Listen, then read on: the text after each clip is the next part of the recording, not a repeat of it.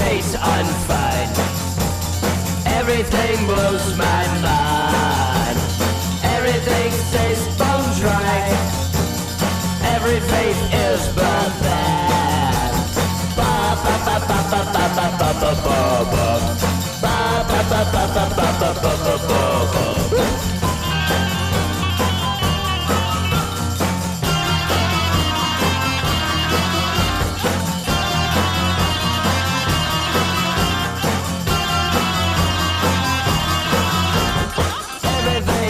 Unfine. I can't figure out why. All my bathing is bone dry. Ba ba ba ba ba ba ba ba ba ba ba. Hello. You're listening to Quote Unquote on Plunder Radio. I'm the Reverend Gymnastics. That was the OCs. And this is part 1 of a radio show Plunder Radio Mystery Theater presents to you Bottom of the World.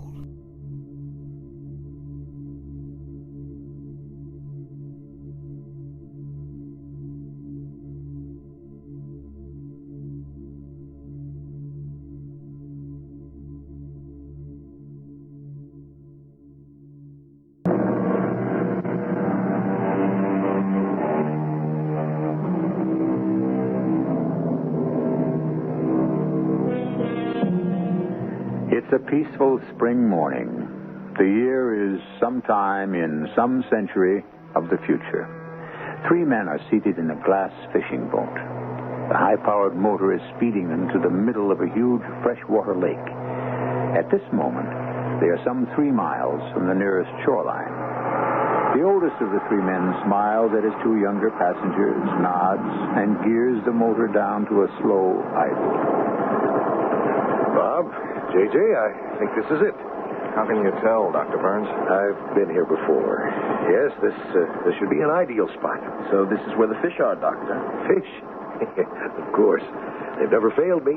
Not once, JJ. And I'm sure they'll cooperate today. Shall I cut the motor, Doctor? No, Bob. Keep it at idle. It's safer. Dr. Burns. Yes, Bob? I speak for JJ as well as for myself. You mustn't think we don't appreciate a man on a schedule as murderous as yours, head of one of the most sensitive agencies in the whole government, closing up shop for a whole morning just to take 2 of his younger protégés off on a fishing trip. So we've been wondering, well, how shall I say it? What you've done to deserve such special treatment. Something like that. Yeah, why us? Well, first get your lines over the side, Bob. Let's see.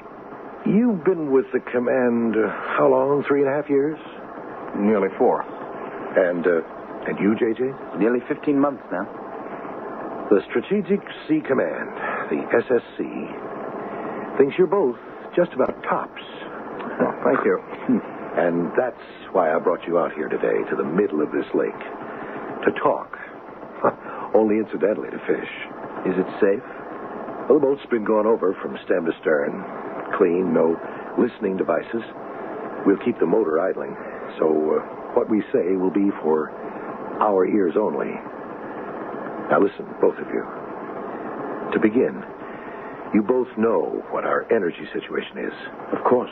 The last drop of oil was drained out of the entire planet way back in the year 1998, wasn't it?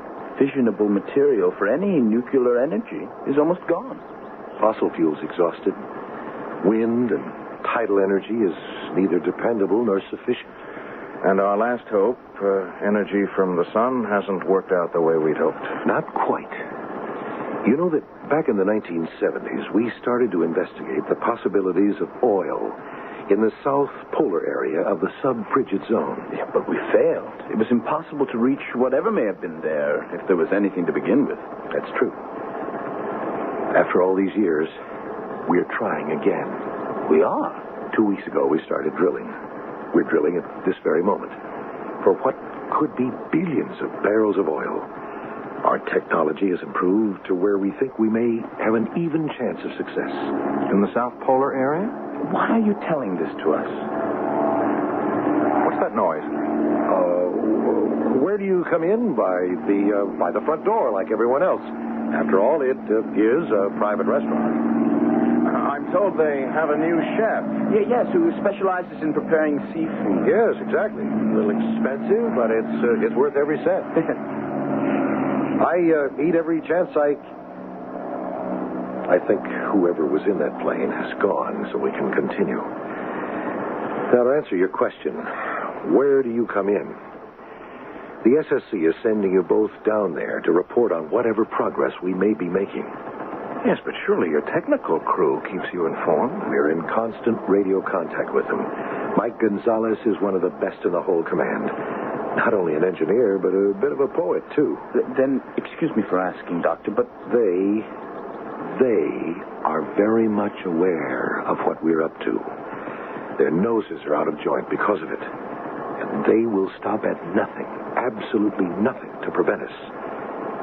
That and something much more serious. Which is?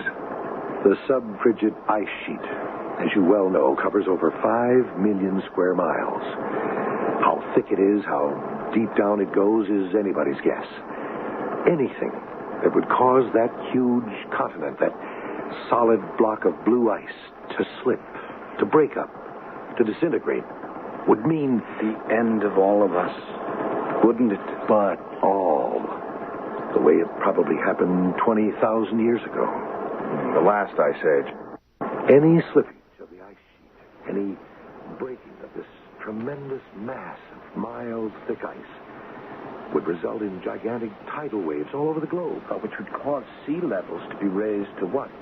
40, 50 feet? We estimate hundreds of feet, maybe even thousands. What would happen to our cities? I suppose most of them would wind up at the bottom of the sea. It's only the beginning.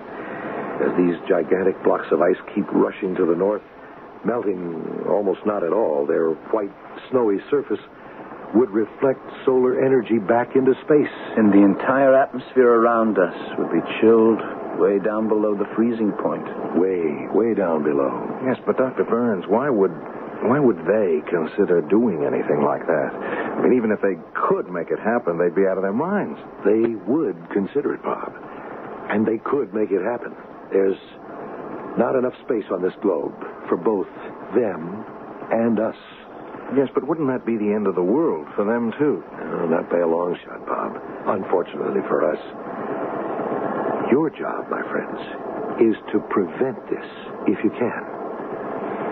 When do we leave, Dr. Burns? Tomorrow morning. Meantime, J.J., you have a nibble at the end of your line. Pull it in. Slowly. Slowly. Oh, it's a big one. Hold on to it, J.J. Careful. Here it comes. Ow. Look at the size of it. Oh, what a beauty. Wait a minute. Don't touch it. All right, what is it? Fastened onto its side. Look, a tiny microphone.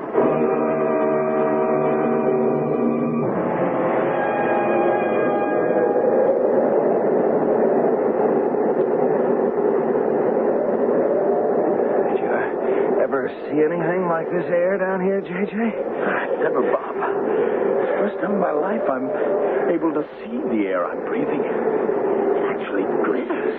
It's the ice crystals falling through the air. I remember reading about it. Clear air precipitation, it's called. Oh, look. There's Mike Gonzalez waving to us from outside his work shack. Be with you in a minute, Mike. Take it easy, fellows, and to get used to the altitude. He's right. Wow, will you take a look at those huge boulders? They're crazy formations. It's as if some oversized monster had twisted them into those shapes. 50, 60 feet high. Oh, they don't look real. Morning, Bob. JJ, you sleep well? Like a top. Yeah, same. Noise of the engines didn't bother you too much, I hope? Well, after the flight over the mainland, which I thought would never end, nothing could have stopped us from sleeping like a couple of kids. Well, let's go into the work shack. Quieter and a little warmer.